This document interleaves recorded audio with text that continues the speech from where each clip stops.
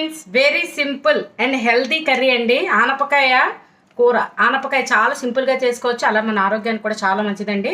మంచి water content ఉంటుంది. Weight loss అవ్వాలనుకునే వాళ్ళు ఆనపకాయ ఎంత తింటే అంత మంచిదండి. కూర రూపంలో కానీ పచ్చడి రూపంలో కానీ ఏదో ఒకటి చేసుకుని తీసుకుంటే చాలా మంచిది.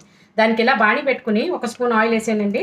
ఆవాలు, మినపప్పు, కరివేపాకు, ఎండుమిరపకాయ తాలింపండి. ఈ తాలింపు వేగిన తర్వాత మనం చాలా చిన్నగా ముక్కలు తరుక్కున్న ఆనపకాయ అండి. దీంట్లోకి ఏంటంటే అల్లం, పచ్చిమిరపకాయ, కారం వాడతాను. ఎండు కారాలు అవి వాడను, అంటే లైక్ రెడ్ చిల్లీ పౌడర్ అది వాడనండి. చూడండి ఎలా చేస్తాను, చాలా కమ్మగా ఉంటుంది కూర. మధ్యలో వేగుతుండగా అల్లం, పచ్చిమిరపకాయ ఇవి కూడా కొద్దిగా వేగాలండి. వేగిన తర్వాత మన ఆనపకాయ ముక్కలు కలపాలి. పోపు వేగిపోయిందండి. ఇప్పుడు చూడండి ఆనపకాయ ముక్కలు ఇందులో వేసి కొద్దిగా ఉప్పు వేసి మూత పెట్టుకుంటే 10 నిమిషాలు. ఇవి మగ్గిన తర్వాత పాలు వేస్తానండి చివరిలో. ఆనపకాయ పాలకూర చాలా బాగుంటుంది. దీనికి ఇంకా ఉల్లిపాయలు అవి వేసుకుంటే బాగోదండి. పాలు యాడ్ చేసినప్పుడు ఉల్లిపాయ యాడ్ చేసుకుంటే కమ్మగా ఉండదండి కూర. ఇలా ట్రై చేసి చూడండి, చాలా కమ్మగా ఉంటుంది.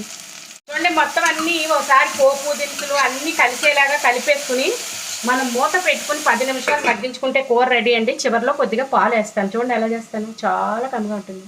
ఆనపకాయ 10 నిమిషాలండి ఉడికిపోయింది. తొందరగా ఉడికిపోతుంది ఆనపకాయ కూర. ఎప్పుడు చేసినా సరే చాలా ఫాస్ట్గా అయిపోయే కూర చేసుకోవాలి అంటే ఆనపకాయ ఎంచుకుంటే వేరంగా అయిపోతుంది.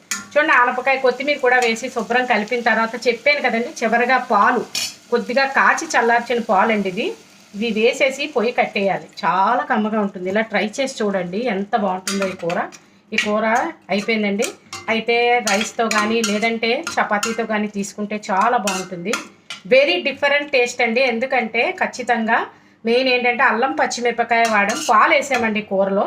మెయిన్ చెప్పాను కదా, ఆనియన్ వాడకుండా ఇలా చేసుకుని ట్రై చేసి చూడండి, చాలా కమ్మగా ఉంటుంది. చూడండి 5 మినిట్స్ తర్వాత మొత్తం కూర అంతా దగ్గర పడిపోయింది కదా. మీరందరూ కూడా ఈ కూర ట్రై చేసి మీకు ఎలా కుదిరిందో నాకు ఒక కామెంట్ పెట్టండి.